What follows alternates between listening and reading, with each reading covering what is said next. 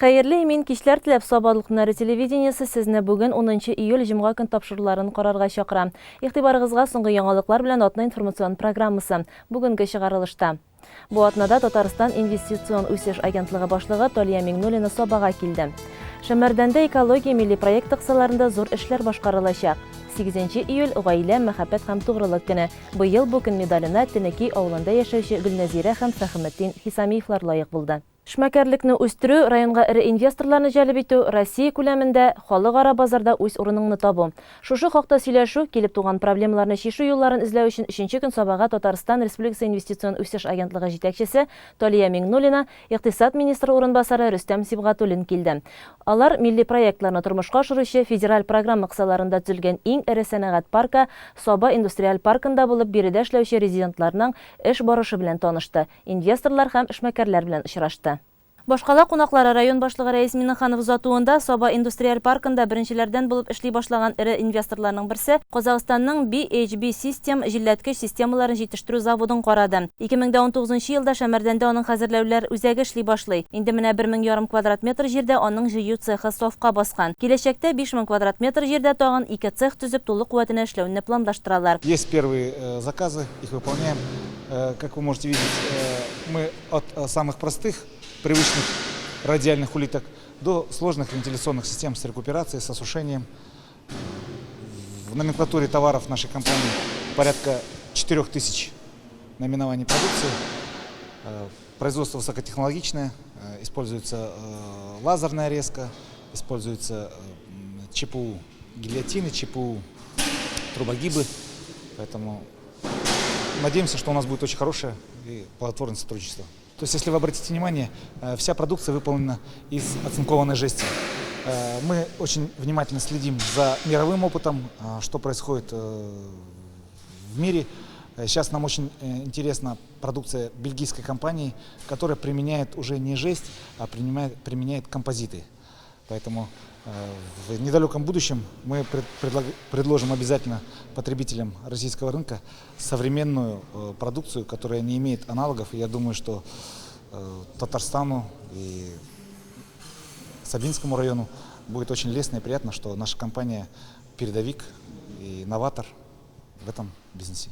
Заводның эшчәнлеге коронавирус пандемиясы башланган чорга туры килә. Һәм вазгыятькә карата заводта дезинфекцияләүче барьерда проектлап үзләрендә тәкъдим иттеләр. Гади генә әйтеп әйткәндә, барьер объектка кергән һәркемне баштан аяк дезинфекцияләп үткәрә һәм ул кеше сәламәтлегенә зыян салмый. Рад представить вам дисбарьер нашего собственного производства. Наша компания очень внимательно отслеживает и понимает ту эпидемиологическую ситуацию, которая сейчас в стране. Поэтому мы разработали, это первая наша ласточка, первая модель, находится в опытной эксплуатации. На ее примере отрабатываются непосредственно все моменты, которые должны быть учтены уже в серийных моделях. На сегодняшний день у нас на финишной прямой уже изготовление нового типа дисбарьеров, которые будут отличаться. Первое, они будут отсутствие ступеней, у них будет О-образная рамка. И у нас будет ростомер. Очень рассчитываем на то, что эти дисбарьеры будут актуальны для промышленных предприятий с большим потоком людей, для образовательных учреждений, для школ, для институтов. Дело в том, что в той модели мы предусматриваем ростомеры для того, чтобы грамотно опылять и дезинфицировать проходящий поток граждан. Для культурных, наверное, да, объектов тоже? Да, и для культурных. То есть есть аналоги, которые изготовлены в Пензенской области, они изготовлены из металла. Мы категорически против подобного рода изделий. Почему? Потому что мы применяем современные композитные материалы, в частности, это стеклопластик выклеенный, это наличие всевозможных датчиков присутствия, датчиков объема, датчиков прохождения. Это высокотехнологичные современные дисбарьеры. Здесь, во-первых, применяется дезинфектор, дезинфицирующее средство, которое производится в Ижевске. В его основе находится дистиллированная вода и спирт с отдушками. То есть, почему делаем на этом акцент? Не портится одежда, это не повреждаются слизистые. То есть у нас отсутствует хлор, аммиак и уксус. которым еще можно дезинфицировать. Поэтому это такое, во-первых, очень высокоэффективное, но в то же время щадящее для дыхательных путей, для поверхности кожи человека. Бүгінгі күндә биредә 6 кеше эшли, киләчәктә 50 эш урыны булдырылачак. Ире резидентларның тагын берсе иген терлек азыгы әзерләү үзәге. Узган көздә аның нигезе салына. Хәзерге вакытта исә Синаш чокыры 5800 тонна шушы азык белән тулы. Бүген печән ташу белән мәшгульләр. Үзәк үзе урнашачак бина да әзер, җиһазлар кайтуын көтәләр. Биредә мөгезле ире терлекнең продуктлылыгын арттыру өчен монокормнар әзерләнә. Хәзерге вакытта 28 кеше эшле булган. Киләчәктә исә аларның саны 72-гә җиткереләчәк.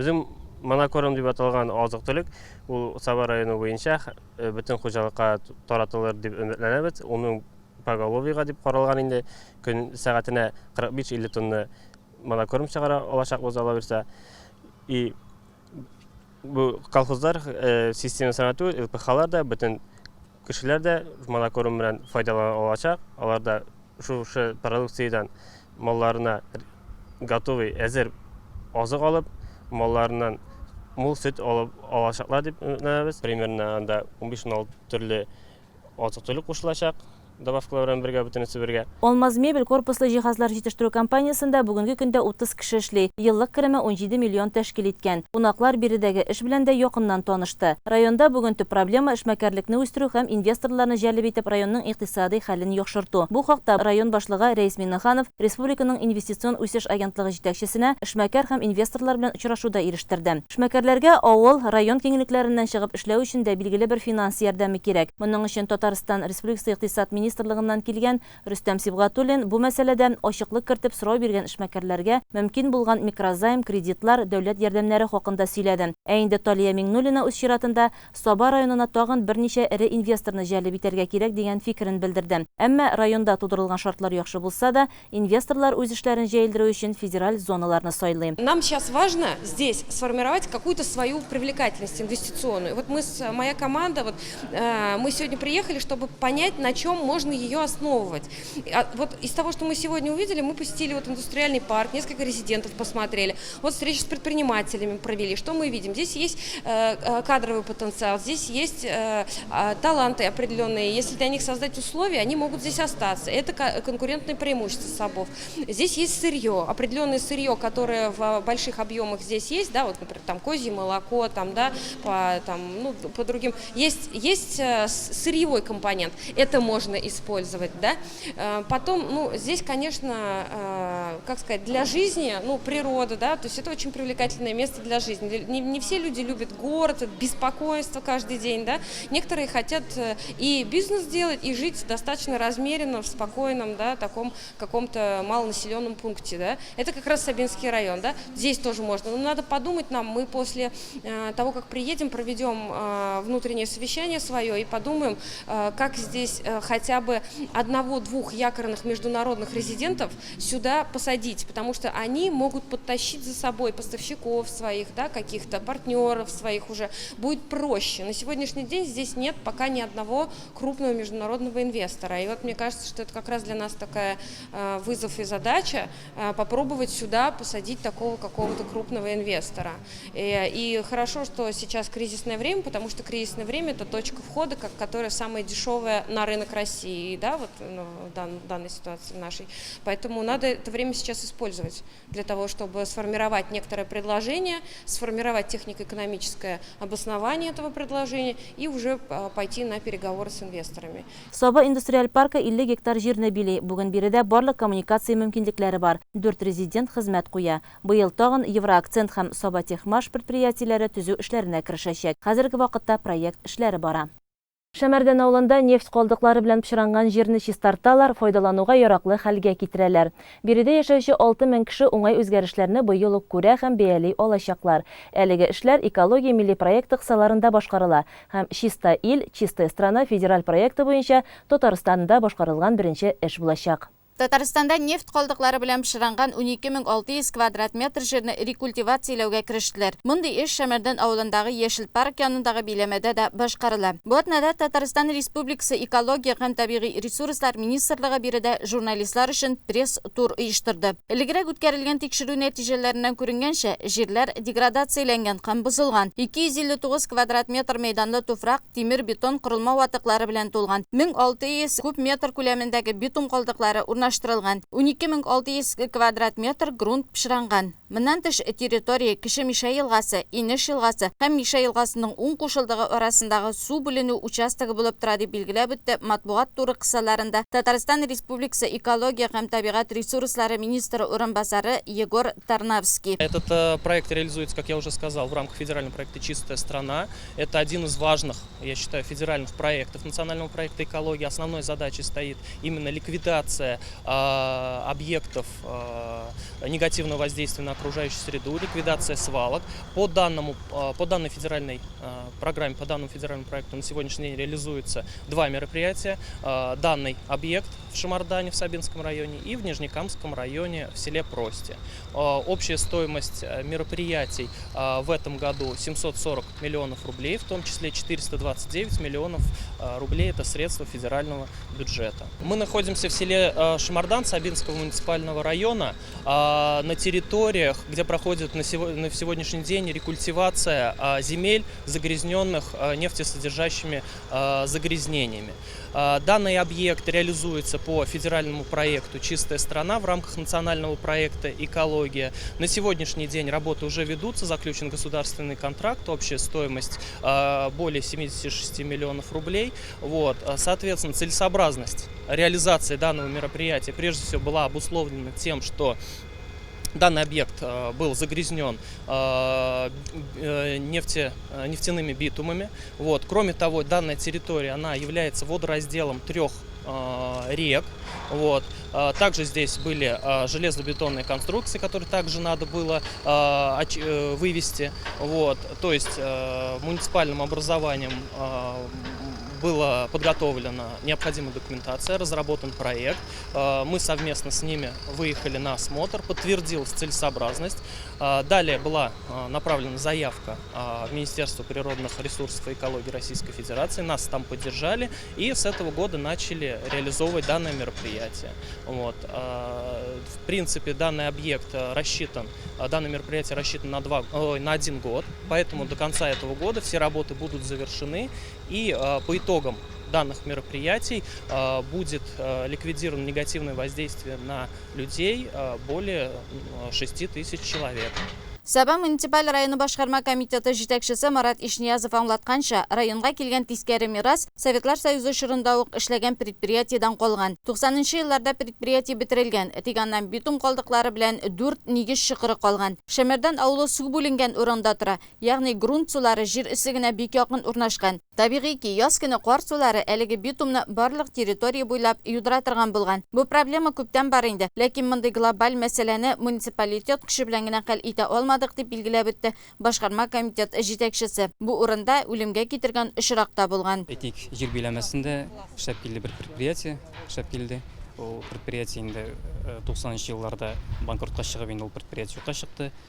Шул вакытта юкка чыккан вакытта инде без менә үзебезгә наследие кебек алып калдык инде монда бетонный отходлар. Шушы бетонный отходлар инде безнең бу җир участокларын кайрангына зыян китереп инде чиракка китерде.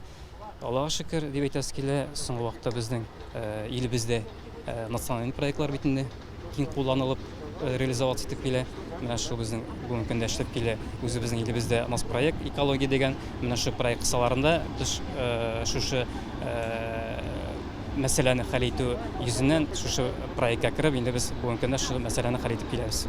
Зыян килгән җирләрне рекультивацияләүдә экологик зыян объектларын бетерүгә юнәлдерелгән «Чиста ил» федераль программасы ярдәмгә килгән. 2018 елда бу территория тикшерелә. 2019 елда проектлаштырыла. Уңай экологик экспертиза алгач, экология министрлыгы белән берлектә заявка әзерләнә. Аны Мәскәүдә яклыйлар. Быел илкүләм проект кысаларында территорияны чистарту һәм җирләрне рекультивацияләү эшләре башланды дип сөйләде журналистларга Марат Ишниязов. Барлык чаралар циклы 2 этапка бүленгән. Техник һәм биологик. Эшләр июнь айында башланган һәм хәзер графиктан алда бара. Бүгенге көндә үтәлеш 40%-тан артык. Эшләр күләме этаплап башкарыла. Беренче чиратта өске пешерану урыннарында 50 сантиметрга кадәр, күмелгән урыннарда 6 метрга кадәр пешеранган грунт алына. Махсуслаштырылган оешмага утилләштерүгә тапшырыла. Киләсе этап шиста грунт кертү, уңдырышлы катлам ясау һәм әлбәттә инде биологик рекультивацияләү, агачлар, куаклар, үсемлекләр утырту дип хәбәр итте подрядчы оешма җаваплыгы шикләнгән Трейд Металл җәмгыятенең генераль директоры Марат Галиев. Төзелгән дәүләт контракты нигезендә эшләрне башкару суммасы 76,6 миллион сум тәшкил итәчәк. Башкарылган эш күләмен инде азмы-күпме күзалларга була. Шулай да эшлисе эштә шактый күләмдә. Табигатькә экология китерелгән зыян күләме турында урыны белән җыелып торган нефть, бетон катнашмасы бик ачык сөйли. К работам мы приступили фактически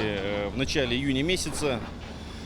Объем предполагаемых выемки загрязнений это 6500 кубов грунта, 1500 кубов нефтезагрязняющих веществ, это битума, более 600 кубов железобетона, загрязненного нефтепродуктами. Эта программа вообще ликвидации накопленного экологического вреда предполагает в рекультивации тех объектов, которые стали достоянием нашей страны, республики с предшествующих этапов. То есть в период СССР здесь на этом месте был большой приемный завод по битуму, который использовался в дорожном строительстве. Предприятие в дальнейшем обанкротилось, концы потерялись, и данный земельный участок стал на баланс муниципалитета, и потребовались средства для того, чтобы реализовать, рекультивировать данный участок. Таких участков, таких земельных загрязнений и у нас в республике достаточно, и в целом Российской Федерации. Механизм, который разработан Федерацией, это программа «Чистая страна», и рекультивация нарушенных земель, она способствует как раз-таки рекультивации брошенных земель, где нет собственника, и негативное воздействие данных участков оказывает на население. Как сказал замминистра о том, что здесь подвержено негативному воздействию около 6 тысяч человек, это жители поселка Шамардан. Ну и, соответственно, данные работы производятся в кратчайшие сроки, чтобы снизить и негативное воздействие, ну и не подвергать жизни и здоровью наших людей. Здесь в границах рядом находится очень стратегически важный объект, это Сабинский элеватор, Шамарданский элеватор, зернохранилище. Ну и, соответственно, в прям ближайшем расположении есть и жилые здания, дома, где люди получают негативное воздействие, что в кратчайшие сроки нужно устранить. 2020 елда экология илкүләм проектының «Чиста ил» федераль проекты кысаларында Татарстанда 2 объект гамәлгә ашырыла. Саба районының Шәмердан авылында һәм Түбәнкама районының Прости авылында. Моннан тыш Мизәлә шәһәрендәге шүплекне дә бетерү планга кертелгән. Дәвам итәбез. 2019-2020 уку елында да районыбызның зихенле егет һәм кызлары зур әзерлек белән барлык көчләрен куеп төрле фәннәрдән узучы район һәм республика олимпиадаларында көчләрен сынаштылар һәм нәтиҗәләрдә сөенерлек, матур булды. Республика этабында 50 укучы призер, 5 җиңүче, региональ этапта 8 призер, 7 җиңүче, республика күләм Путь к Олимпу олимпиадасында 12 призер, 3 җиңүче. Ямле Саба яр буенда җиңүче укучыларны, аларның укытучыларын, әтиәниләрен бүләкләү тантанасы булды. Ямле Саба яр буена районның иң тырыш эзләнүчән, һәрвакыт белемгә омтылучы укытучылары һәм укучылары җыелган иде. Иң элек үсеп килүче яшь буынга белем һәм тәрбия бирүче мәгариф хезмәткәрләре арасында үткән традицион ел укытучысы 2020 бәйгесенең муниципаль этабында җиңү яулаган мөгаллимнәрне бүләкләделәр. Шулай ук елның яшь укытучылары, иң яхшы тәрбия өлкәсендә хезмәт куючылар, балалар бакчалары тәрбиячеләре билгеләп үтелде. Саба районы башлыгы Рәис Минныканов аларның хезмәтләренә югары бәя бирде һәм бүләкләр тапшырды. Районыбызның зихенле егет һәм кызлары зур әзерлек белән барлык көчләрен куеп төрле фәннәрдән узучы район һәм республика олимпиадаларында көчләрен сынаштылар һәм нәтиҗәләр дә сөенерлек булды. Мин күп фәннәрдән катнаштым, ләкин мин рус теленнән 3нче урын алдым район этабында һәм әдәбияттан район этабында 2нче урын алып, республика этабында призер булып кайттым. Мәктәп белем бирү җитми инде ул, өстәмәдә утырырга кирәк. шулай истемей отырсаң, орын алып була. Мен татар теленнән район этабында 3нче урын, биологиядә район этабында 1нче республикада призер һәм экологиядән район этабында 2нче урын алдым. Укытучыларыбызга да бик рәхмәтлебез. Алар безнең белән бик күп утырдылар һәм аларга рәхмәт әйтеп без шулай урыннар алдык. Фән олимпиадаларында җиңү яулаган укучылар районыбызның горурлыгы. Җиңүгә ирешкәнче бик зур тырышлык белән үзләре сайлаган фәнне өйрәнәләр, укытучы белән өстәмә шөгыльләнәләр. Кызганыч, быелгы коронавирус белән бәйле вазгыять олимпиадалар графигына да үзгәрешләр кертте, ди Саба районы мәгариф бүлеге җитәкчесе Илфат Шакиров. Муниципаль этаплар тулысынча бетте. Республика этаплары, солай балалар, укучылар катнаша алды. Инде Россия беренчелегенә безнең инде дистанционныйга күчү сәбәпле балалар бармады. Бүген инде без билгеләп китәбез. Районда 1нче, 2нче, 3нче урын алганнарны, ләкин бөтен кешене дә хәзерге вакытта җыеп зур күләмдә чара үткәрмәс өчен сәхнәгә чыгарабыз инде бүгенге көндә республик күләмендә җиңгән һәм призер булган укучыларны, аларның әти-әниләрен һәм укучыларны. Безнең инде барлыгы бу республикада җиңүчеләр һәм призерлар 85. Бу алдагы ел белән караганда безнең соннар күбәйде тагы да. Мәктәпләргә килгәндә мәктәпләрдә зур үзгәреш күренми. Кемнәр лидер булып барган олимпиада хәрәкәтендә шулар ук безнең лидер булып кала бирә. Безнең инде иң күпчелек һәрхәлдә шушы сәләтле балалар мәктәбендә. Кешеләр арасында безнең шулай Килдебәк, Кибәче, быел инде Тимершык безнең күтәрелде. Бу хәрәкәт буенча аның урыннары артты алдагыга караганда. Саба районының иң тырыш билемле фәннәрне тирәнтен үзләштерүче укучысы Тимершык урта мәктәбендә укый. Ул быел 8нче сыйныфны тәмамлаган Баязит Дәүләтов. Муниципаль этапта тарих, география, сәнгать, геология, экология фәннәреннән җиңүче, җәмгыять белеме, хукук белеме, туган тел фәннәреннән призер. Республикада география, тарих, сәнгать фәннәреннән җиңүче, геология фәненнән призер. Путь к Олимпу республика олимпиадасында химия фәненнән җиңүче һәм математика фәненнән призер ул. Минем 4 җиңүче статусы булды. Безнең бу географиядан, тарихтан һәм искусстводан МХК дип атала инде. Һәм химиядан Олимпка юл дигән олимпиадада шулай ук җиңүче булдым һәм шулай ук 2 олимпиадада призер. Математика һәм геология. Дөресен генә әйткәндә, сез дөрес әйтәсез. Чынлап та ел буе укырга кирәк, ләкин ял сәгатьләрендә инде артык үзеңне көчләмәскә, ләкин шул вакытта уку материалын бер кайсында онытмаска кирәк, шул очракларына уңышка ирешеп була. Менә безнең директорның шундай әйтергә яраткан бер сүзе бар. 3 көч бергә эшләгәндә уңышка ирешеп була. Ул беренче сиратта укучылар, аннан укытучылар һәм шусы 2 көчне тагы да көчәйтә торган әти-әниләр. Сабаның сәләтле балалар мәктәбенең физик тәрбия фән укытучысы Ленар Вафинның укытучы булып эшли башлауына 10 елга якын вакыт узган. Берничә ел элек кенә без әле аны Сабантуй мәйданнарында бил алышкан, җиңүләргә ирешкән көрәшче буларак та беләбез. Ләкин укучыларны физкультура фәненнән олимпиадаларга әзерли башлагач, көрәшне ташларга туры килгән. Олимпиадага шөгыльләнә башлагач инде көрәшне ташларга туры килде.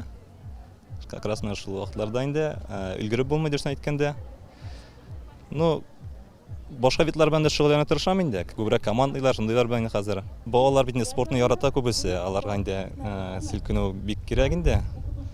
Алар бик теләп шөгыльләнәләр олимпиадага. Ул бит инде безнең олимпиада киләчәге дә бар бит инде, укырга керергә. Аның возможностьлары бар инде. Бик теләп шөгыльләнәләр балалар. Республикада минем 2 укучым урын алды. Региональ этапта инде 3 җиңүче и тагын минем анда 2 призер. Барлыгы 7 укучы быел алды. Фән олимпиадаларында яхшы нәтиҗә күрсәткән мәктәпләргә килсәк, Килдебәк, Олы Кибәше, Тимершык мәктәпләре мактауга лаек булды. Иң яхшысы Сабаның сәләтле балалар мәктәбе. Саба районы башлыгы Рәис Миннеханов әлеге җиңүләр артында бик зур хезмәт һәм тырышлык ятуын билгеләп үтте. Бүген менә без алдынгы балаларыбызны тәбрикләп киттек. Инде билем ала ул җиңел әйбер түгел, бер көндә генә булдыра торган әйбер дә түгел. Ул күп еллар тырышлыгы, инде әти-әниләрнең тырышлыгы шундый баланы дөньяга китереп, аларга шундый тәрбия беріп, һәм инде білім беріп, енді айрым әйтәсем килә укытучыларыбызга бик зур рәхмәт. Менә шундай зур нәтиҗәләргә ул республика алдында бүгенге көндә 85 бала призлы урын алу, ул аның артында зур хезмәтләр. Шуның өчен нинди генә бүгенге көндә авырлык булса да, аларны тәбрикләп китмичә булмый беренчектә. Инде менә шуларны бүген матурган тәбрикләр. Укытучылар арасында үзләрендә ярышлар бара, ул конкурсларны біз davam итәбез. Менә нинди генә ситуация булсын, укытучыларны кадерләй бер юк. Шуның өчен инде аларны да шулай елда без конкурс уздырабыз һәм аларның арасында җиңүчеләрне булдырабыз. Шуның өчен аларга бик зур рәхмәт, зур хезмәтләре өчен, үзләрен белгәннәрен шу киләчәк буынга бирү. Бит тормыш шундый бер, безнең ни тәрбия һәм нинди белем бирәбез, безнең киләчәгебез шундый булачак. Менә безнең яңа вакытлар башлана инде, менә бу әкәмәтләр бетсен иде инде. Мен дөресен әйтим, безнең укытучыларыбыз һәм балаларыбыз нинди генә ситуация булсын, алар торвакыт тырышалар, и булдыралар. Аларга уңышлар. Матур традиция буларак күп еллардан бирле Шәмәрдән линия производства магистраль газ үткәргечләр идарәсе Шәмәрдән лицей укучыларына махсус премия тапшыруны оештырып килә. Быел да әлеге оешманың җитәкчесе Гатауллин Илшат Илдар улы иң тырыш 3 укучыга бүләкләр тапшырды. Ямлы Саба яр буенда үткән әлеге бәйрәм иң тырыш укучылар, иң акыллы укучылар, иң сабыр, зирәк әти-әниләр бәйрәме булды. Узган атнада ЮХИДИ хезмәткәрләре көне уңайыннан Саба үзәгендә балалар өчен чара уздырылды. Программа уен формасында оештырылган иде. Тулырак алдагы хәбәрдә. Җәйге чорда автотранспорт саны юлларда машина хәрәкәте көннән-көн арта. Шуның нәтиҗәсендә балаларның юл транспорт хәрәкәтенә юлыгу куркынычы да көчәя. Бу исә үз чиратында балаларга юл йөрү куркынычсызлыгы кагыйдәләрен өйрәтүне бик җитди мәсьәлә икәнен күрсәтә. Кече яшьтә алган күнекмәләрне бала унытмый, яхшы үзләштерә. Гаи хезмәткәрләре бәйрәме хисабында безнең балалар белән Сабаның үзәгендә чара оештырылды юл йөрү кагыйдәсе буенча. Балаларга әлеге чара бик ошый, актив катнашалар. Чарада район ЮХИДИ җитәкчесе Марат Гаязов һәм юл хәрәкәте куркынычсызлыгы идарәсенең профилактика бүлеге җитәкчесе Гүзәл Ягъфәрова катнашты. Без бүген шушы мәйданга, үзәк мәйданга балаларның җәйге каникулын бер көнен юл йөрү кагыйдәләренә багышлап, балалар белән мероприятие үткәрергә дип җыелдык. Балалар катнашындагы юл йөрү хәрәкәтләрен булдырмау кисәтү максатыннан шушындай мероприятиеләр безнең оештырыла. Балалар һәрберсе инде җәйге каникулларын файдалы итеп, матур итеп, хәвеф-хәтәрсез үткәрсеннәр иде, юл йөрү кагыйдәләрен сакласыннар иде. Алар бит инде велосипедта көннәрен үткәрәләр, күп велосипедта йөриләр, инде җәяү йөргәндә дә һәрвакыт безгә юл йөрү кагыйдәләрен үтәү кирәк. Әти-әниләрдәген бергә үтеп, инде менә шушы бүгенге бәйрәмне дә матур итеп үткәрсәк иде. Баланы урамда үзен тәртипле тоту һәм юл куркынычсызлыгын сакларга өйрәтүдә әти-әнине беркем дә алыштыра алмый ди сәләтле балалар мәктәбе укытучысы Альбина Салихова. Бүгенге чарага килгәндә инде минем уйлавымча бу чара балаларга да, улларга да бик кирәкледер дип уйлыйм. Балаларга инде ул бигрәк тәген юл йөрү кагыйдәләрен искә төшерү максатыннан оештырылса, әти-әниләргә инде балаларны шушы дөрес юлда дөрес йөрү кисәтү булып тора инде. Менә хәзер җәйге чор инде безнең. Һәм инде балалар бигрәк тәген уяу булырга тиеш. Һәм без үзебез инде мәктәптә дәген бу кагыйдәләр буенча бик зур эш алып барабыз. Һәм инде менә бу чарага килгәндә бүгенге көндә инде минем уйлавымча бу бик эчтәлекле чара. Төрле конкурслар булачактыр дип уйлыйм инде. Һәм балаларга да бик файдалы булыр. Балаларның юл йөрү кагыйдәләре буенча белемнәрен арттыруга биремнәр бирелде. Юл билгеләре илендә бу кагыйдәләрне үзләштерү дәрәҗәсе дә тикшерелде. Карамелька белән Миньон биремнәрен балалар бик теләп үтәделәр. Зебраның да катнашуы бәйрәмгә ямь өстәде. Мин монда килдем, чөнки мен беләсе килә танда күбрәк юлның правила турында. Мин самокатта да йөрим, электр самокатта да йөрим.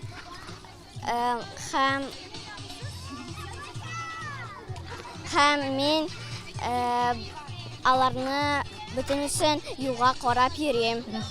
Юл йөрү кагыйдәләрен бер кайчанда бозмыйм дип әйтәсең килә, шулаймы?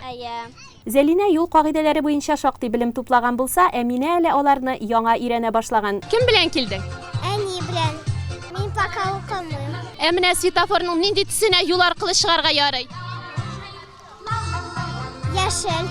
Юлларда үз-үзеңне хәвефсез тоту, светофор сигналлары аларның мәгънәсе, урам аркылы кайда, ничек чыгу, транспортны кайсы яктан әйләнеп үтү турындагы биремнәр уен аша ныгытылды. Очрашу балаларның юл йөрү кагыйдәләре буенча аң белем дәрәҗәсен тагын бер баскычка күтәреп, аларга күтәренке кәеф бүләк итте. 8 июль гаилә, мәхәббәт һәм тугрылык көне. Бу көндә районыбызда үрнәк гаиләләрне тәбрикләү гадәте бар. Быел да ул үзгәрешсез калды. Район башлыгы Рәис Миннеханов кулыннан берничә гаилә лаеклы бүләкне кабул итеп алды. Алар белән сезне якыннан алдагы сюжетта таныштырырбыз. Татарстан Республикасында ана капиталының 300 меңнче сертификаты байлар сабасында яшәүче Эльвина һәм Ринат Исмәгыйлевларга тапшырылды. Яшь гаилә өчен бу зур ярдәм. Сертификат тапшыралар, без аны кабул итәргә бик шат. Ана буларак мин бик сөйнәм, чөнки быел ана капиталы беренче балага да бирелә. Шу балабызны исән-сау сәламәт үстерергә ясын, насыйп булсын. Шу сертификатның игелеген күреп, яшәргә ясын. Минем үземнән әйтәсем килә җитәкчеләргә бик зур рәхмәт. Безне шайтырып хөрмәт итеп, безнең өйгә килгәнгә. Балабыз тугачтан безнең материнский сертификат бирелә менә. Киләчәктә Алла берсе үзебезнең дәгән йортыбыз булыр дип, үзебезгә саларбыз дип ышанып калабыз менә шуй хөкүмәтнең ярдәме белән. Нәни Саминага әле 1 ай, ул 8 июнь көнне туган. Ринат балалар иҗат үзәгендә Эльвина Казан шәһәрендә шәфкать туташы булып эшләгән. Самина бик кадерле бала, әти-әнидән бигрәк аның тууын әби-бабасы көткән. Бердән-бер оныкны сөю бигрәк тәмле диялар. 3 малай үстергәннән соң гаиләгә кыз кайтуы тагын да сөенечле. Без балаларыбызның шушындый матур тормышта яшәүләренә, безгә беренче онык кызап кайтуыбызга бүгенге көндә атасы бик бәхетле кешеләр инде, Аллага шөкер. Хөкүмәтебезгә, район башлыгы Рәис Нургалиевичка һәр барчасына бик зур рәхмәтләребезне белдерәбез. Безнең балаларыбызны, безнең кызыбызны шушылай итеп зурлаганнары, хөрмәтләгәннәре өчен. Аллага шөкер, бүгенге көндә 3 малай үстердек без. Икенче малайыбыз өйләнде, олысы пакага хәзергә торып тора инде. Аллага шөкер, безне хөрмәтләп, әти-әни дип яшәйләр. Чыгып китәбез димиләр, сезнең белән рәхәт, үзебезнеке кырганчы бергә торабыз диләр. Ансына да бик күңел була икән инде ул. Аллага шөкер, киленебездән дә бик риза мин балалардан. Моңарчы ярдәмебездән ташламадык, абыйсы да, моннан соң да ярдәмебездән ташламабыз, бергә яшәрбез. Исән-сау менә бергә матур итәргә, яшәргә ясын. Алдагы тормышларында. Быел район буенча беренче балага ана капиталын 60 гаилә алган. Ул 466,617 сум тәшкил итә. Район башлыгы сертификаттан тыш гаиләгә тагын күп төрле бүләкләр алып килгән иде. Барысы да көндәлек тормышта бик кирәкле.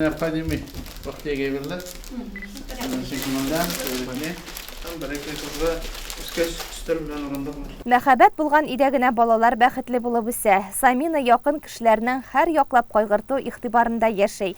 Бу гаилә киләчәктә дә илнең демографик үсешендә зур роль уйнар дигән ныклы ышаныч бар. Ләйсән һәм Александр Бабнищевлар нәкъ менә шундыйлардан. Алар 5 бала, 3 малай, 2 кыз үстерәләр. Иң олысына 15, кечкенәсенә 3 яшь. Бу әлеге гаилә өчен иң истәлекле көннәрнең берсе булачак. Район башлыгы Ләйсән Ибраһимовнага ана даны медален тапшырды. Ана даны медаленә районыбызның 114 хатын кызы ия. Аны 5 һәм аннан да күбрәк бала үстерүчеләргә тапшыралар. Очрашуда Рәис Нургалиевич һәр баланы махсус бүләк белән дә сөендерде. Аларның ничек яшәве, шөгыльләре белән кызыксынды. Ничек кенә гадәте яңгырамасын, кеше язмышында иң мөһим, кирәкле һәм аерылгысыз урынны аның гаиләсе алып тора. Гаилә мәхәббәт һәм тугрылык көненең төп геройлары Тенеке авылында яшәүче Хисамиевлар гаиләсенә килеп җиттек. Капка төбендә әйтерсеңлә сабан туе гөрләй. Бу иң зур бәхет. Гаиләне бергә туплап, аның җылы учагын саклаган Гөлнәзирә һәм Фәхеметтин Хисамиевлар районның үрнәк гаиләсе. Районыбызда иң матур гаиләләрнең берсе сез саналасыз. Быелгы җиңүче. Инде менә үзегезнең нәселлекләр. Инде сезгә карап менә шундый яхшы гаиләләр булыр дип уйлыйбыз. Алар инде мөдир бар. Һәм инде менә дәвам итәләр. Шуның өчен сезгә бик зур рәхмәт. Bizga xursand salomatlik bo'lganini igilgan ko'rib, shu bolalarning jinsidan da igilik ko'rib, matur etib kelishda yasharga yazsin. Biz da siz bilan g'ururlanib yashaymiz. Әлеге медаль районда 2010 елдан бирле тапшырыла. Ел сайын аңа бер генә пар лайык була. Гаилә бәхетнең нигезе, кеше күңеленең киңлеге нәкъ менә икең бер булып яши башлагач ачыла. Мәхәббәтне үлчәп булмый, аның күләме билгесез. Ә менә балаларны исәпләсәк, Хисамиевлар 6 бала тәрбияләп үстергән, 13 оныклары бар. Ноябрьнең 4-сендә юнәлешкән идек. 70 елда менә шуннан бирле Аллага шөкер бергә яшәп ятабыз. Кайларда эшләдегез сез? Эшләвен 5 ел Беларусьта эшләгән, армиядан кайткач, аннан соң бәхетсезлек очрагы булгач, 1-2 ел больницаларда йөреп, аннан соң инде озак еллар фирмада заводчы булып эшләдем инде. Аннан соң әле заводчыдан чыккач та колхозның арбаларын, шаналарын бөтенесен шушында ишек алдында ремонтлап бирдем. Учет эшләре теге синаж вакытларында инде бары теге себеркләр бәйләп бирү бөтенесен эшләдек инде. Һәр гаиләнең үз яшәү формуласы, тормышта үз девизы. Хисамиевлар вакытында аңлаша белә һәм бер кайчанда эшне талашуга җиткермәй. Беренче чиратта тәртиптәндер инде. Без инде менә кеше шикелле кара яндырып бер талашканда булмагандыр дисәң дә дөрес булыр дип уйлыйм инде менә хәзер. Без инде алай тавышларыбызны тормадык. Кайсы бер кешеләр була бит инде китеп бирәләр, без андый нәрсәне бөтенләй ишетмәк тә белмәк тә. Гомер буе менә ничек өйләнешкән, шулай яшәдек. Әбидә ни булды инде теге минем сүз авыздан чыкканча ул инде эшли башлыйдыр я. Нәрсәләрне кушасым беләдер я. Иң беренче семьяса сабырлык, тагы министерим җаваплылык дип гаиләне сыгыш. Бу җаваплылыгың булмаса, эшләп тә әйтеп тә аны кайда да эшлисең инде иң беренче шушы төзегән гаиләңне син сакларга тиеш дип уйлыйм инде. Тормышыгыздан канәгатьме? Аллага шөкер. Оңдым дип әйтә аласызмы? Оңдым дип әйтә алам, оңган булган кеше белән гомер иттем. Бер-беребезне аңлап яшәдек. Балалар алдында сүзгә килмәдек. Алдында да артында дип әйтим инде. Алар да эш белән, хезмәт белән чыгып үстеләр, күп итеп маллар асрап, күп итеп бакча утыртып, һәрберсен укытырга төрле заман булды бит инде. Акча бирми торган заманнар булды. Безнең балалар үскәндә менә һәрберсен Аллага шөкер җитте, барды. Йөреп өйләнештегезме, әллә инде бабай элеккечә урлап алып кайттымы? Юк, урламады. Урламады. Ничә биргән идегез гаилә корганчы? Ничә? Күп түгел инде. 2 ел армиядан киттем инде. Аннан соң шул 1-2 ел булай йөргәнбездер инде шунда. Мәхәббәт җимешләренең матур яшәвенә сөенү, аларның уңышларын күрү ата-ана өчен иң зур шатлык. Хисамиевлар бу яктан бик бәхетле. Һәр баласы аларның горурлыгы. Төп йортта үзләре белән улы Илнур һәм киленнәре гүзәл, кечкенә оныклары яши. Инде бәләкәйдән хезмәт сөеп үстерделәр инде. Теге яхшылыкны, начарлыкны өйрәтеп инде. Үзебездә инде шундый хезмәт сөйгән парлар табыра тырыштык инде. Шундый матур итеп, гөрләп яшәп үтәбез инде. Шул ял көннәре, бәйрәмнәрдә абыйлар апалар җыелып инде, матур гына теге табыннар утыртабыз, әзерлибез. Шулай бергә-бергә күңелле яшәп инде. Сез инде төпчек малай традицияләрен дәвам итеп төп йортта калдыгыз, шулай бит. Ничек бергә яшәвегез? Күңелле инде, Аллага шөкер. Атнахырда йөрәк. Аллага шөкер, достату яшибез инде. Шундай достату гаиләгә килдек, Аллага шөкер. Теге менә без менә Илнур белән йөргәндә үк әйтәләр инде, шундай яхшы гаилә, әйбәт гаиләгә барасың дип инде. Ансын әйбәттә сөендем инде мин аның. Менә атна ахырында 20-70 бөтенебез бергә җыелабыз, балалар бөтенесе менә булар бит инде 13 онык, бер-берсе белән уйныйлар инде. Бер-берсенә иптәш. Шул килендәшләр менә без 4 килендәш, Аллага шөкер бөтенебез дә достату. Әлбәттә, каян килә инде? Әлбәттә, әти белән әнидән килә инде. Алар шулай итеп үстергәннәр, шулай итеп тәрбияләгәннәр бит инде. Гаилә 5 хәрефтән генә торган шушы сүздә нинди тирән мәгънә ята. Гаилә ул әти, әни, балалар, баш өстендә бер түбә, бер үк фамилияләр, озын буыннан буынга өзелмичә дәвам итүче тирән тамырлы нәсел җибе. Хисамиевлар бүгенге бәйрәм көнендә генә түгел, һәр вакыт шулай бергә җыелып тора. Алар күпләргә үрнәк, гаилә кыйммәтләрен нәселдән нәселгә дәвам итәргә язсын. Теләчедәге туган авылым комплексы хуҗасы Рифкат Шафиков эшмәкәр генә түгел, хәйрияче, зур фантазиягә бай кешеләрнең берсе. Андагы яңалык, үзгәрешләр белән без сезне һәрдаим таныштырып торабыз. Үз биләмәсендә зоопарк, музей барлыкка китергән кеше ул. Теләге булган һәркем бушка кереп, хозурланып, ял итеп китә. Ә соңгы көннәрдә райондашыбыз хыялында йөрткән тимерче йортын булдырды. Без дә анда булдык. Сезгә дә тәкъдим итәбез. Туган авыл комплексы кунаклары өчен яңалык. Затлы ял итү майданында яңа тимерче йорты барлыкка килде. Ул чын хезмәт урынын хәтерләтә. Тимерче үз сәпите белән эшкә килгән дә хезмәт көнен башлап җибәргән. Каравылчы, мал караучы, тимерче йорты авылда ир-егетләр, малайлар җыелып сөйләшеп утыра торган данлыклы урын булган. Рифкат абый хәтерендә дә шулай сакланып калган ул. Бу ине балача хатирәләрен яңартып барлыкка китергән. Без бит инде сугыштан соңгы туган балалар. Бик авыр елларда үстек инде ишле семьяда безнең авылның Олы Кибәч авылыннан инде мин үзем нәкъ үзәгендә тимерче алашыгы бар иде. Монда инде тимерче алашыгы ул һәрбер авылның йөрәге дип әйтик. Булган чөнки монда бөтен тимер әйберләр ремонтлап, самавырын ремонтлап бөтен шундан икән. Ну ул вакытларда авылларга инде тимерче алашыкларына татарлардан куймаганнар. Керәшен урыс халкын куйганнар, чөнки Иван Грозный курыккан инде татарларны куйса корал ясар дип, баш күтәрерләр дип. Шуңа күрә керәшеннәр эшләр, аннары соңгы гына безнең Ибраһим абый, Җәләл абый ниләр эшли башлады өйрәнеп. Тимерче самавар, күмер үтекләрен төзекләндергән, ат дагасы ясаган, чалгыларны таптаткан вакытта ир-егетләр сугыш хатирәләре белән уртаклашып сөйләшеп утырган. Йорт янындагы тегермән ташы, өрдергеч, зур таш, сандал барысы да үткәнгә алып кайта. Менә бу сандалны Орымширмә авылыннан Фәннүр дигән кеше бүләк итте. Бу бик борынгы сандал инде. Аның хәзергеләре бер башы кыскарак була, менә буның ике башы да. Бер башы шакмаклы, бер башы түгәрәк. Бу президентыбыз Рөстәм Нургалиевичның Миннехан бабасы кулланган кыскыч. Ул да экспонатлар арасында үзенең лаеклы урынын алган. Бу кыскычны күптән түгел генә миңа бүләк иттеләр. Бу игенче авылдан Миннехан бабайныкы ул эшләгән корал дип. Дөрестән дә бу инде күптәнге. Менә аның тагын яңадан бер дигит чиләге булырга тиеш. Аны бүләк итәбез диделәр шушарада. Һәм менә монда инде булар барсы да шушы тимерчедә ясалган әйберләр. Кыздырып ясалган әйберләр.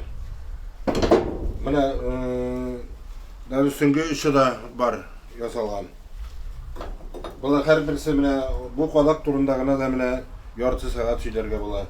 Менә булар инде эш киемнәре менә булган инде ал япкычы шундый янмый торган эшләпәсе. Керосин лампасы янып торадыр я. Менә бу өрдергечне инде тоже ясадык. Шулай итеп өрдерәләр иде. Һәр килгәчтә хәзер кешеләрне карамый куя, менә электромотор диләр.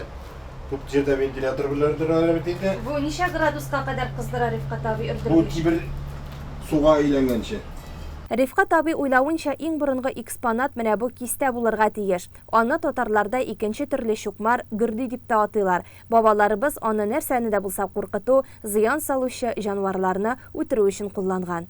Ухуат диләр инде бездә. Ул дагы бик борынгы. Менә монда сөңге өче бик борынгы инде бу. Тоже менә металл изитерә әйбер белән табылды җир астыннан. Менә бу һәрбер бу кадакның үзенең бер тарихы бар. Менә бу сәнәк, репетиция сәнәк сугышы булган.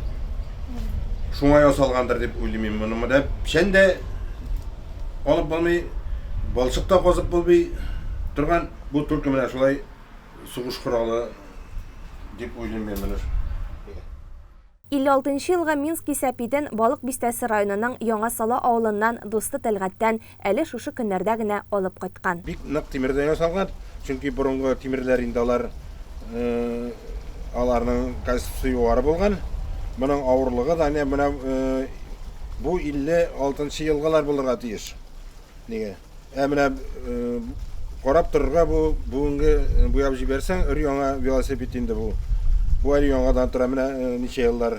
Күшеп йөри торган менә бу гарнаны күбрәк көмешчеләр беләзек, йөзек ясауда кулланган. Шигәннәр исә авылдан авылга йөреп аның белән тырма төзекләндереп акча эшләгән. Йорт янында Николай патша заманыннан калган борынгы сука, 55-нче елгы Иш-49, 70-нче елгы Планета 3, 80-нче елгы Днепр мотоцикллары урын алган. Алар бүгенге көндә дә җиңү парадында катнаша. Барысы белән дә якыннан танышып, музейга таба атлыйбыз. Үткәнгә алып кайта торган тарихи байлык. Бу йортны Рифкат абиның гаилә музее дисәң дә була. Төрле радиоприемниклар, телевизорлар, хуҗа хыялланып аларны еллар буе туплаган.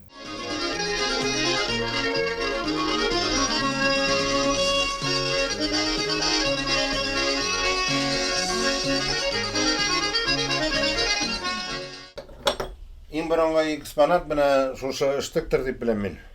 Бу инде патша армиясендә хезмәт иткән солдатларның киноларда күргән бары менә ничә кырлы ул.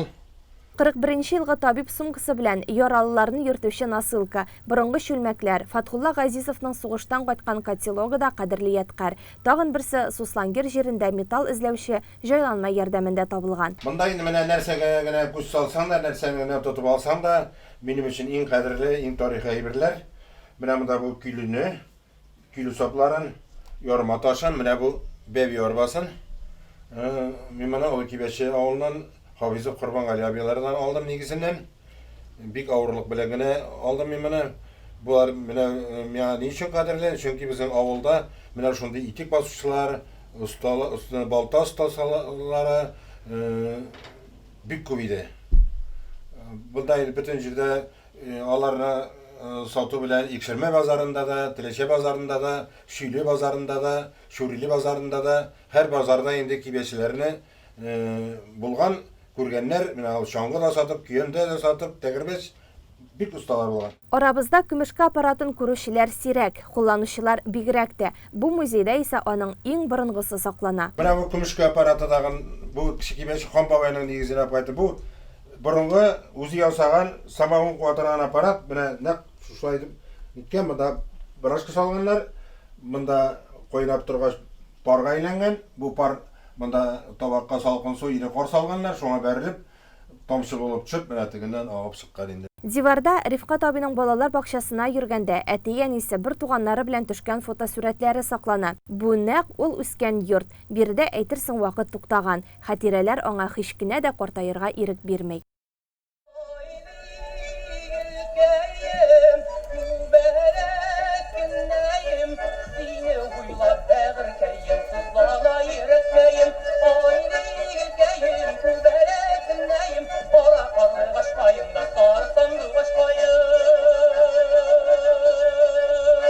Рекорд телевизорында Әлфия Авзалова, Тахир Якупов, Илхам Шакиров, Салават Фатхетдинов җырлары җирсетә. Ә колхоз рәисе почмагының өстәлендә аның өчен иң кадерле әйбер урын алган. Бу инде менә сугыштан соңгы елларда шулай була иде инде бу.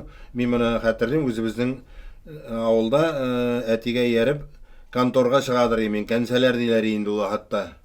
Менә шушы дирак кыяфәттә ул, монда Ленин һәйкәлдә портретлары тора, телефоннары, шундый. Ну, монда инде менә сугыштан кайткач та эшли башлаган колхоз шинеләре, кажаннары, чыбыркысы да бар, инкассатор сумкасы да бар, акчасы булмаса да, дигән нәрәт, ну, китабы да бар. Ну, шулары арасында минем өчен иң кадерле ядкәр менә шушы куен дәфтәре. Безнең әти сугышның беренче көннән үк сугышка китә. Ул бик каты яраланып, күп госпитальләрдә ята. Саратовта да, Казанда да ята инде. Әсирлектә дә була бер ел. Нидән Шытсу авылыннан Актамай белән качып чыгалар. Һәм яңадан сугышка керәләр. 44-нче елны бик каты яраланып, сугышка яраксыз булып авылга кайта инде. Ул аның мин бәләкәй булсам да хәтерлим, менә шушы блокнотны ул һәр вакытта үзеннән калдырмады. Ул яраларыннан бик катсызланып авыртып ятканда да шуны кулында тутты инде. Бу шушы куен дәфтәре мине сугыштан алып кайтты дип әйтә торган иде. Тышлыгы ите кунышыннан ясалган, 7 төрле дуга язылган куен дәфтәрен Рифкат абыйга тапшырып, әтисе мәңгелек йортка күчә. Әнисенең күлмәкләре, сөлгеләр. Бу йорт иң кадерле әйберләрне, милливлекне, татарлыкны саклый. Өстәл түрендә самавыр балкып утыра. 1906 елгы икәнлеге язуында күренә. Яңа Сала авылыннан Нәгыйм абый үргән чабаталар да игә ямисти. Барысы 35 пар, төрле уен кораллары да бар. Иң өлкәне урыс гармоны. Ул 1860 елга. Зингер тегү машинасы, төрле патефоннар, экспонатларның байлыгына таң калырлык. Эшмәкәр барысында күңел кушуы буенча эшлим ди. Бирдә халык ял да итә, кафеда тәмле ризыклар белән дә сыйлана. Узган ел комплекска газ уздырганнар. Бу көннәрдә банкет залында ремонт эшләре тәмамланып килә. Быел менә ураз айында biraz үзгәртеп алырбыз дип тотынган инде менә залларны, туалетларны, прихожийларны бу март азагында тотынган ик. Менә хәзер инде бер атна көннән Алла бирсә башкарып бетерәбез. Монда инде 160 кеше сидер булады. Һәр иркенләп 180 кеше утыртып була инде. И бию заллар менә туалетлар заманча була инде, анда музыкалар куеп, прихожийлар, кондиционерларны үзгәрттек, дизайн бөтенләй икенче төрле инде. Мин уйлыйм инде банкетлар ниләр уза колай булыр дип. Пандемия чоры узгач, бу залда гөрләтеп туйлар, юбилейлар узар. Эшмәкәр киләчәккә яңа максатлар куеп, хыялланып яши. Күңеле киң булганга, аларның барысы да чынга аша. Атна информацион программасы бүгенгә тәмам. Алда реклама һәм җырлы бүләк тапшыруы. Күңелле кичләр насыйп булсын сезгә. Бер-беребезне саклап, сәламәт булып яшик.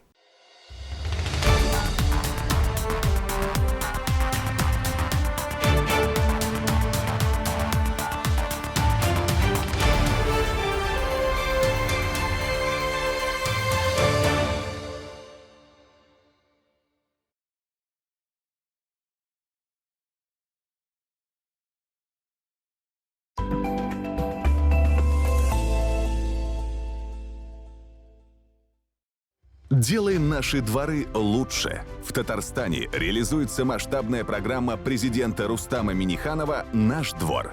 Почти 7 тысяч дворов по всей республике будут благоустроены. Комплексное благоустройство дворов включает в себя набор обязательных работ: ремонт дорог и тротуаров, наружного освещения, установку скамеек и урн, детских площадок, размещение площадок для твердых бытовых отходов. Администрации городов и районов определяют дворы для благоустройства, разрабатывают проекты, а жители участвуют в обсуждении и следят за выполнением всех работ. Расскажи о том, как идет благоустройство твоего двора. Заходи на сайт двор.татар. Звони на горячую линию 8 800 27 5 20 20. Программа президента Рустама Минниханова «Наш двор». Забота и поддержка для каждого. Республиканское движение «Ярдем-Яныше. Помощь рядом» создано, чтобы поддержать татарстанцев. Движение объединяет неравнодушных людей, общественных деятелей, некоммерческие организации, предпринимателей, артистов и спортсменов, волонтеров. Президент Татарстана Рустам Минниханов поддержал инициативу создания движения. Мы доставляем одиноким пожилым людям продукты и лекарства, помогаем многодетным семьям, иногородним студентам, самозанятым, медикам в больницах, оказываем юридическую помощь. Начните помогать прямо сейчас. Зайдите на сайт движения помощьрядом16.рф. Уже сегодня вы можете стать волонтером, пожертвовать деньги на оплату обеда для нуждающегося, оплатить ночлег бездомному или помочь животному в приюте. Присоединяйтесь. Берегите себя и близких. Помощь всегда рядом. Пап, зачем ты каждый год идешь жечь сухую траву? Кто сказал, что так надо? А если сгорит лес? И наш дом? Ты не успеешь меня спасти. Остановись, не поджигай сухую траву.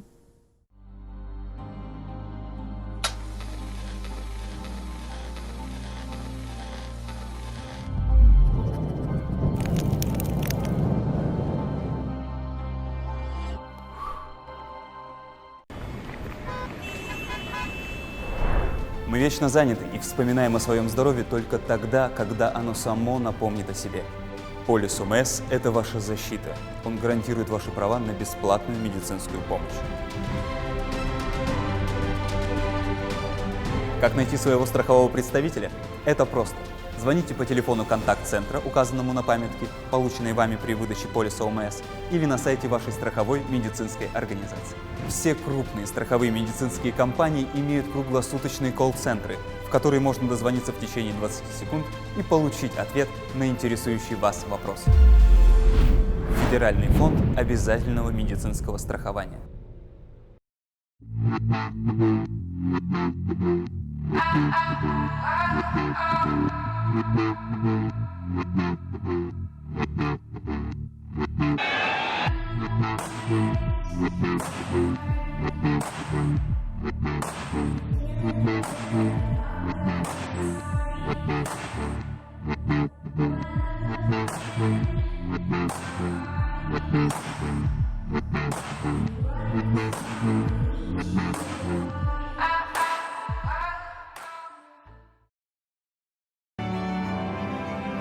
Твоя судьба зависит только от твоих решений, и принимая их, не стоит торопиться.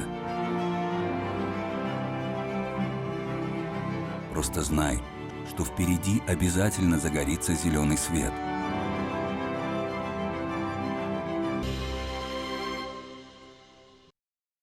Татарстанда 8-нче ел сайын уздырыла торган Ачык Республика телевизион эшләүче эшләрнең «Наше время безнең заман» иҗат фестиваленә старт бирелде.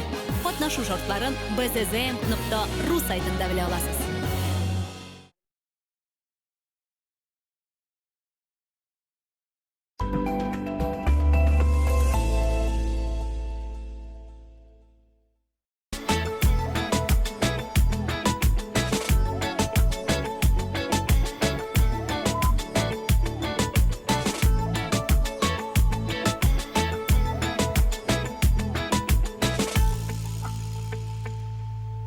Хәзер, хөрмәтле телевизор караучылар, сезне җырлы бүләк тапшыруын карарга чакырабыз. Бүген зәңгәр экраннар аша без Нугманова Кифая Зәкәрия кызын бәйрәме белән тәбрикләрбез. Мингәр авылында яшәүче Нугманова Кифая Зәкәрия кызына 80 яшь. Әниебезне юбилее белән котлыйбыз дип язалар. Хөрмәтле юбиляр, сезнең балаларыгыз. Кадерледән кадерле әниебез. Яшәү шатлыгы син безнең өчен, яхшылыгың белән үрнәк син. Без һәр вакыт сиңа таянабыз, безнең өчен һәр чак кирәк син.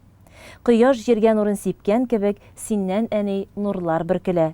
Без телибез сиңа кояш гомере, кояш кебек син дә бер генә. Әниебез кешелекле, тырыш, туры сүзле һәм гадел булуы белән безгә үрнәк булып тора. Әтиебез Рифкат белән бик матур итеп яшиләр. Без аларга тагын да озын, тигез гомер телибез. Андагы күркәм сыйфатлар ярдәмчел булган өчен күрше-күлән, авылдашлар бик хөрмәт итә үзен. Кайчан гына кайтсак та, чиста-пөхтә өйдә сый тулы, мул табын белән каршы ала. Ул әзерләгән тәмле ризыклар белән сыйлануы, ихлас күңелдән сөйләшеп утыруы барыбыз өчен дә зур бәхет. Кызганыч, тормыш сынавы, бала хәсрәте дә безнең гаиләне урап узмады. Бик яшьли төпчек инебез Ленар мәңгегә арабыздан китте. Бу кайгыны да әти-әни сабыр гына бер-берсенә терәк булып уздырып җибәрделәр. Бу авыр вакытлар үткәндә калсын, кайгы җиле ишек какмасын. Кадерле әниебез, сине бәйрәмең, юбилеең белән ихлас күңелдән тәбрик итәбез. Сиңа имин тормыш, бәхетле тыныч көннәр, иң мөһиме күңел тынычлыгы һәм корычтай нык сәламәтлек, тормышыбызга ям өстәп, авырмыйча яшәвеңне, озын гомер итүеңне телибез. Улы җанлы, ачык йөзле, киң күңелле, ярдәмчел, шәфкатьле бит син әни. Киләчәктә дә бәхетең түгәрәк булсын, балалар игелеге күреп, оныкларга кадерле әби булып, әтиебез Рифкат белән пар канатларыгызны тигез кагып яшәргә язсын. Кадерле әниебез, күпме еллар узган әни, сизми, сизелми генә, тормыш юлын синең кебек матур үтәр кем генә. Ходай сиңа сәламәтлек бирсен, син булганда өебез нур чәчә, киңәшчебез, терәгебез булып, яшә әле әни йөзгәчә. Кешелекле бит син, улы җанлы, ярдәмчел син дуска, туганга. Әнидән дә газиз кеше, белмим бармы, без бәхетле тик син булганда.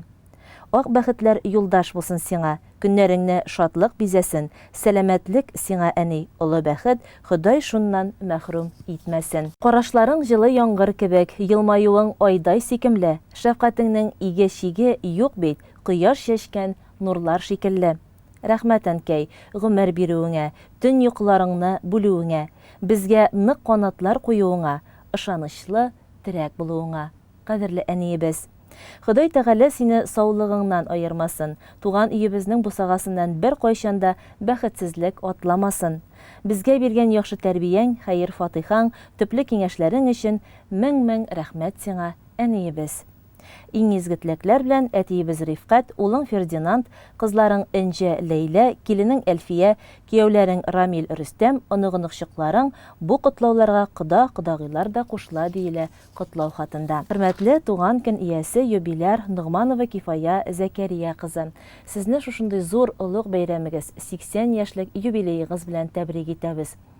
Алдагы көннәрегездә дә тигезлектә бәхетле булып, балаларыгыздан, оныкларыгыздан игелек күреп, бу дөньяның барлык рәхәтлекләрен күреп яшәргә Ходай насыйп итсен үзегезгә. Ә хәзер инде якыннарыгыздан иң матур җырны да кабул итеп алыгыз.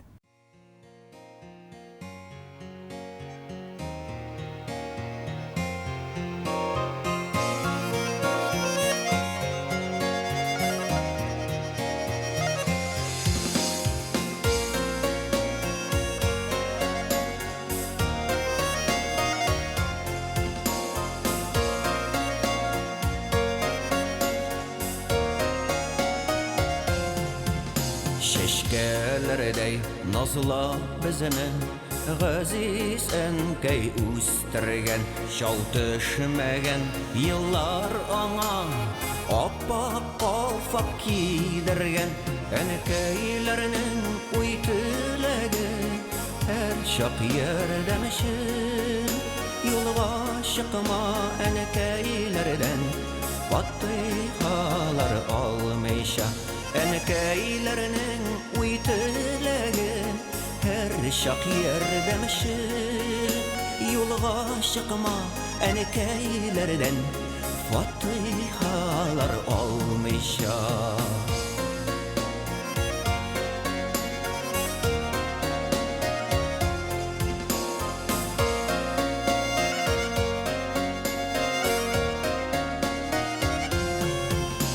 Әнкәйемнең ак чәчләре, ак чәчкәләр, гомер биргән, иман биргән безгә әнкәйләр. Әнкәйләрнең уй теләге һәр чак ярдәмче, юлга чыкма әнкәйләрдән, фатихалар алмыйча. Әнкәйләрнең уй теләге һәр чак ярдәмче, юлга чыкма әнкәйләрдән, фатихалар алмыйча.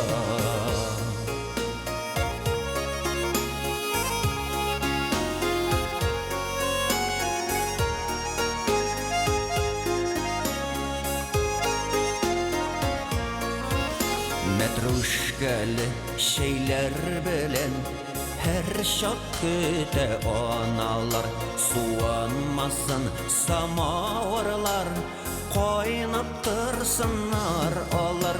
Әнкәйләрнең уй теләге һәр чак ярдәмче, юлга чыкма әнкәйләрдән, фатихалар алмыйча. Әнкәйләрнең уй теләге һәр чак ярдәмче, юлга чыкма әнкәйләрдән, фатихалар алмыйча. Юлга чыкма әнкәйләрдән, фатихалар алмыйча. Хөрмәтле телевизор караучылар, Сабадлык көннәре телевидениесының җырлы бүләк тапшыруы сездән котлау хатларын көтеп кала. Якыннарыгызны тәбрикләп, котлау хатлары язарга онытмагыз. Матур җырлар белән зәңгәр экраннар аша матур теләкләрне дә ирештерербез. Ә бүгенгә без сезнең белән саубуллашабыз. Ялларыгызны күңелле итеп үткәрегез һәм үзегезне саклагыз.